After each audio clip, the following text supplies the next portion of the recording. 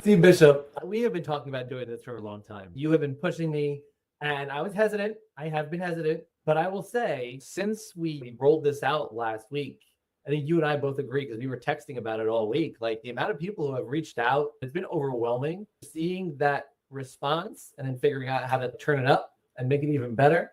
I'm excited for our fans to see our new intro video as well as our new logo, which I would argue is best in the business. Absolutely the best in the business. It's pretty top notch. They did just see the intro video and they saw it for the first time, just like you just did for the first time. And just wait for the outro video. We're going to run. Okay, so here's what I'm going to propose, Steve. We're going to run a contest. Okay. Someone could explain the origin of the logo. We'll look at it, explain the origin or explain why it is what it is, and you'll understand when you see it. You will get an AFC sweatshirt just like mine. Okay. We'll get to it. Can I get it? No, you cannot. You cannot, Steve. You are disqualified from this contest. How long have I known you? I still have yet to get an AFC shirt. Yeah. Well, ladies and gentlemen, let's formally do this the right way. Phil Goldfit. I'm here with Steve Bishop, proudly drinking today's bourbon. Steve, what are you drinking today? I'm being frank. It's a from 1792 distillery. It's a single batch.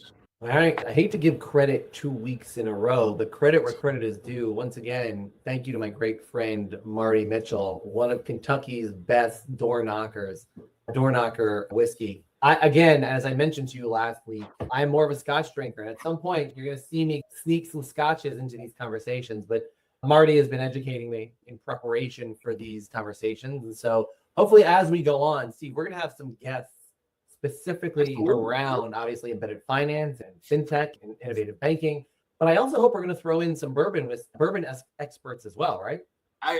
That's part of the name. I think we're obligated to I think it's our fiduciary duty to have bourbon gifts. It'll be great. I know that we've, again, a few people are on the top of our list to bring in.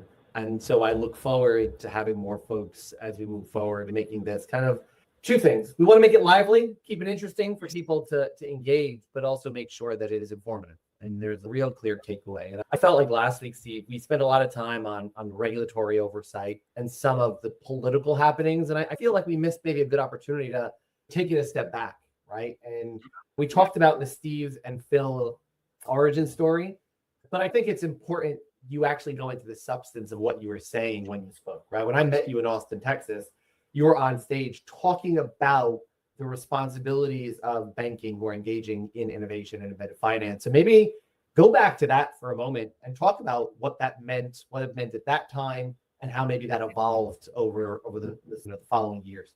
Yeah, I've always my career been walking that fine line. So when I met you, I was an operating officer at a community bank. I had just redone their tech stack. They hadn't had any updates in 20 plus years.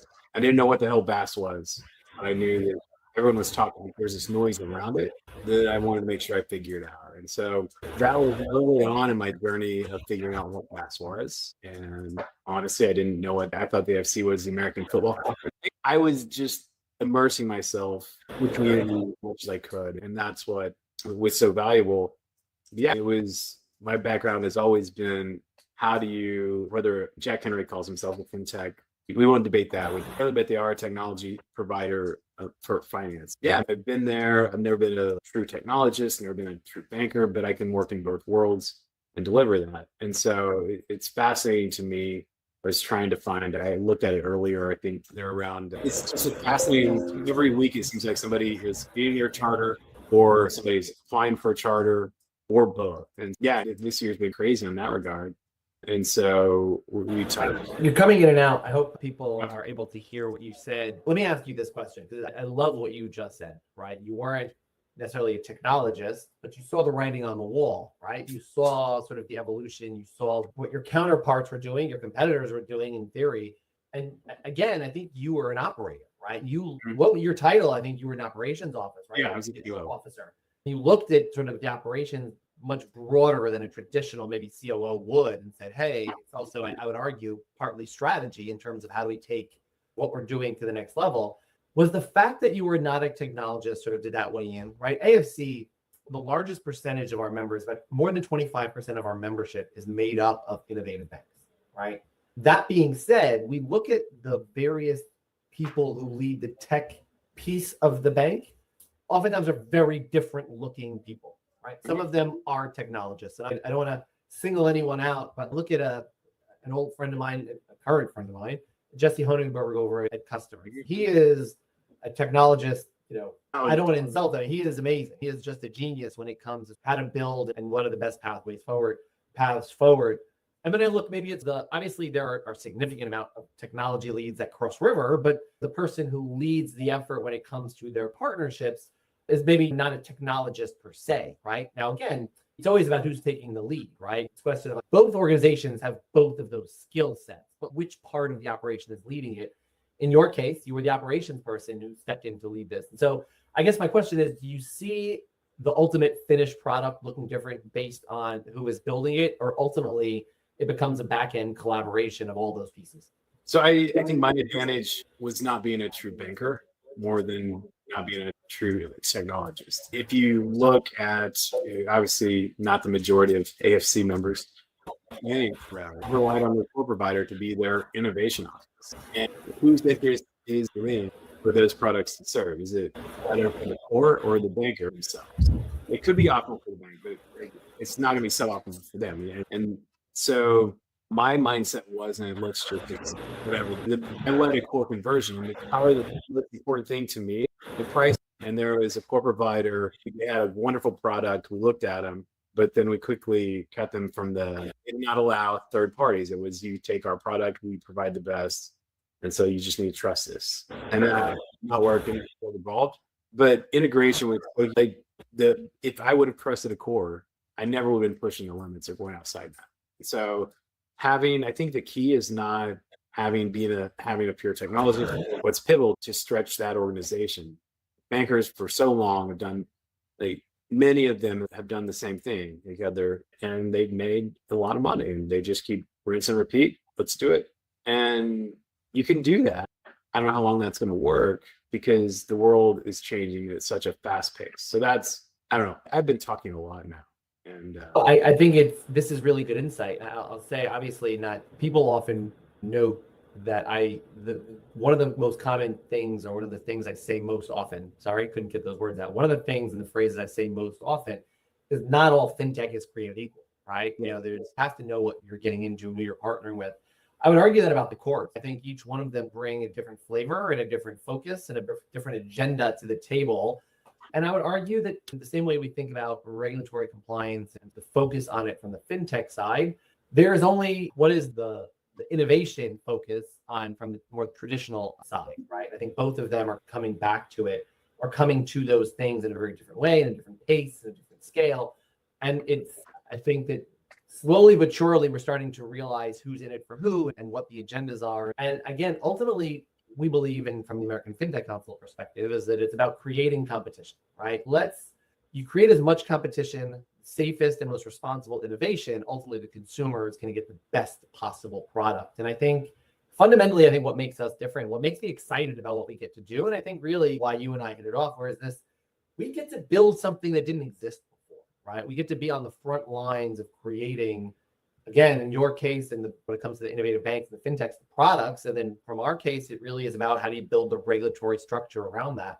And I think that's exciting, but you have to be willing to make changes, right? I think a lot of the traditional sort of players and a lot of the traditional banks and financial services companies are more about trying to protect their bottom line and protect kind of the status quo, because it's worked for them for so long. And that is not to say that that means fintech is playing the disruptor, right? I hate that. And I hate that idea. The idea that they're a disruptor. It's not a disruptor. We're offering a better product. If you were to offer that better product, then the consumer would stay with you, right?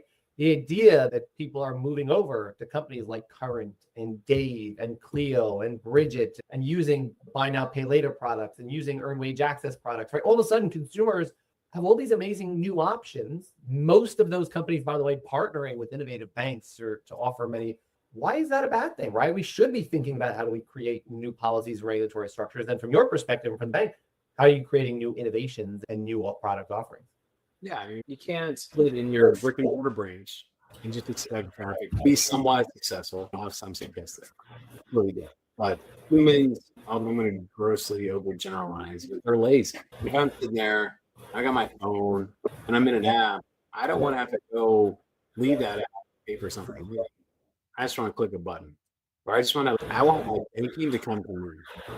It's limited options. There was a online banking, I could go and transfer my accounts, but I couldn't transfer it to another financial institution. I couldn't transfer it anywhere else. I could set up a bill pay. So they can, like, that is not acceptable. Or maybe it's inefficient human, right? Like, maybe I'd be too harsh. Maybe if they, doesn't matter which one you want to take, I can't go in a branch, do the same thing I've done for the last 100 years and expect. Okay, so we have a few minutes left, a lot of bourbon, a few minutes left, and so we better get moving on that drinking side. Drinking, yes. Let me ask you, obviously, since you've been in this space, we've talked about charters and new fintechs looking for charters. We'll step away from that conversation for a moment. And I think you and I have already talked about certain guests we'd love to have to actually have that conversation. Yes. But talk to me about do you think that the banks who have now entered it, as the ecosystem has matured, right? Do you think that more and more banks, community banks, are willing to take that step in an easier way? Do you think the tools that are available now for community banks, right? Whether it's the software providers who are out there that are willing to help, whether it's the partnerships and the regulatory technology companies, do you think it's easier today? And how do you think that continues to evolve? Is it easier? Yes. I was talking to a bank earlier today, though, that was really excited to add consumer online banking sometime this year. For me, it'd be like building the world's greatest DVD player. Yes, some people think still gets used, but it's not going to be the future. I don't know. Where was I going to go? What does the future look like then? So what happens? Is it easier for banks to get in? There are better tools. I think most importantly, there is a better understanding of the rule set. For like the consent orders suck for the institutions that received them, but are really good for the ones that didn't, if they're looking to get in the space because it's an instruction on how to do this in a compliant manner, how to do this and not get sideways with examiners. So there are a lot of things that are easier, but I would encourage and challenge buyers not to look at how the market is today. How do you structure yourself in a way that will be competitive in the future? And that's really so much. It's a very different mentality for bankers because for so long they've been like, this is the way we do it. Let's just keep doing it this way. And then you're asking them not only to come to the current data, or at least prepare for the future, if not take that leap. I think it's possible. You don't have time to sit back and watch. It's easier to make change for bankers, credit unions, make those changes. So I'll say this from my vantage point, right? I get a front row seat. I like to think I'm one of the luckiest people in fintech, and then I literally get a front row seat to some of the greatest innovators in financial services. And then I get to ask them questions and I get to dig in, which is really exciting. What I love about this ecosystem, and I often joke, we become the warm and fuzzy trade association, right? Because everybody's willing to help. And I say this about the most established players, when you can talk to Eric Sprink over at Coastal Bank, Jill Gay over at Cross River, Matt Michaelis at Emprise, or Chris Black over at Thread. These are people who have been in it. And by the way, I think even them, some of them who had gotten consent orders would say that, yeah, they recognize we can get better and we should do better. They all double down on building out their compliance and infrastructure and making those corrections. But every single one of them will absolutely talk to everybody else about what the mistakes they made, how others can do it. I remember I was in a call with Eric Sprink. There are very few people in the world who can speak with more enthusiasm than I can. And Eric Sprink is one of those guys. And the enthusiasm in which he was offering his playbook to arguably one of his competitors. We were on a phone, him, me, and someone else were on a Zoom call together. And they were asking him questions about compliance infrastructure and what do we do and which vendors do you use. And he literally held up a loose leaf. And he says, I'm going to have my team make a copy of this and we're going to email it to you. Wow. And the guy was like, what do you mean? You're going to send me your playbook? He says, yeah, I'm going to give you my playbook because if you're going to be better, then we're all going to be better, right? And that to me is really, it's critically important for the growth, the responsible growth of the industry. But like, how exciting is that, right? You really can learn from people who have been doing this for a long time and not just doing it, but doing it the right way and learning from the mistakes, really diving back in. And that, I don't think you find that anywhere else. I say that within financial services. I don't want to speak to the insurance industry or the healthcare industry. I can tell you that in financial services, it's rare to find the level of collaboration that we've built here amongst kind of the leading fintech companies. Really agree. It's what I love about the industry. It's hard. It's you want to be friends with everyone because chances are they're like, you don't want to piss off anyone because people just move around in the industry. So you people, their career takes them to different paths. But you have friends, and then you have friends at different companies, and they move around. But at the end of the day, I'm not looking to. It's either I win or Phil wins. We both win together. It's not mutually exclusive. Not. On the other hand, we're supporting the ecosystem and growing that, and that's where that camaraderie that like it's. I don't know if that's the right word, but there's no. Oh, I'm in massive competition with that person. So not price cutting. It's not like a retail store where you have this mindset. But no, it's absolutely such a wide range of people together. The events are great and always good. Well, Steve, again, I'm a little bit concerned the amount of effort that you put into kind of building out our platform in the last week. I'm scared to think about what another week when we get to week 3, what you'll come up with. I hope the intro video worked. I hope people were able to see it. And if not, also an outro video, Phil. But also there is a website. You can go to www.bourbonandbaas.com. You can also send us DMs on LinkedIn or emails if we have those if you would like to be a guest. And we're going to do some fun things. I think I won't do too much with the next week, Phil, because I'm going to be with you in San Diego at Innovate. So we hope to see folks there.